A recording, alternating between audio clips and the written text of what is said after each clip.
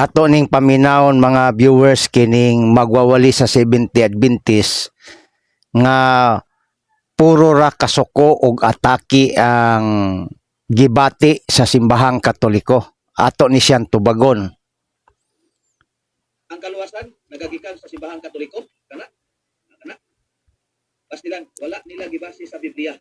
Ang mutuo niini ug magsalig maimperno gyud kay wala tay mabasa sa Biblia nga ang kaluwasan ibase nato sa simbahan. Ni ay basihan sa Seventh Adventist nga ang kaluwasan nila ibase sa Biblia. Atong basahon. Juan kapitulo 5 bersikulo 39 ang pulong sa Dios. Gitun-an ninyo pag-ayo ang balaan kasulatan kay naguna-una kamo nga sa ingon niini nga pamaagi maangkon ninyo ang kinabuhi nga walay katapusan. Ang kasulatan mao ang nagpamatuod mahitungod kanako. O atong nabasa ang balaan kasulatan klaro tayo nga si Ginoong Hesus ang gibasihan sa kaluwasan sa Seventh Adventist pinaagi sa balaan nga kasulatan. Atong reaksyon tubag nato mga kaigsunan. Buot ni mo ipasabot amigo kining magwawali sa Seventh Adventist kining nastaas ba?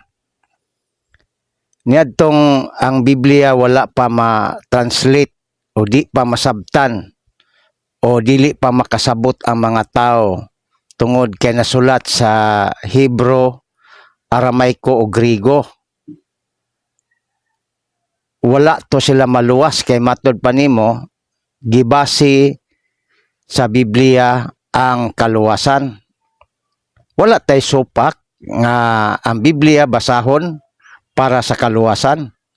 Pero dunay panahon nga ang Biblia labi na ang bag-ong tugon wala pa masulat pero naa na ang simbahan. Ang simbahan sa wala pa masulat ang Biblia unang gitukod ni Kristo aron masabtan nimo. Kaya unsa may simbahan sa Espanyol, Iglesia, Church sa English.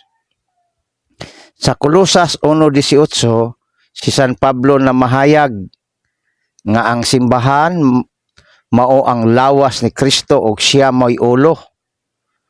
Unya sa Pilipos 5:23, maingon ang bana mo'y ulo sa asawa, si Kristo mao ang ulo sa iglesia kon simbahan. Ug siya'y manluluwas niini. So, niadtong wala pa masulat ang Biblia, labi na ang bag-ong tugon, kaya ang unang nasulat sa bag-ong tugon, mao man ang Tesalonica. Ug natapos ang pagsulat sa bag-ong tugon around 100 AD. Nga gisulat sa tulo ka pinulungan, nya di pa masabtan. Ang makasabot katulang mga scholar, buot ni may pasabot nga wa to sila kaluwasan.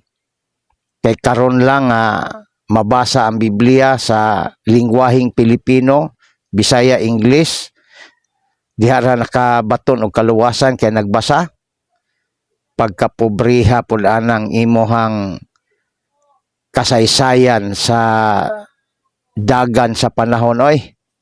Klaro og tataw mga kaigsunan nga kining maong magwawali wa kay balo og unsa ang simbahan. Gani kung basahon nato ning ilang libro, nagisulat man dinhi. Kung atong basahon, ang simbahan doon na may special nga authority. O basahon nato ni sa ilang The Last Event sa page 53. The Special Authority of God's Church. Libro ni sa Seventh Adventist mga kaigsunan. God has invested His church with special authority. O dunay authority ang simbahan. And power which no one can be justified in disregarding and despising. For in so doing, he despised the voice of God. O klaro kayo nga ang simbahan dunay authority. Kay lawas man na ni Kristo. Pero ikaw, wa na ka makahibaw nga ang simbahan di ay dunay authorities pagpanudlo.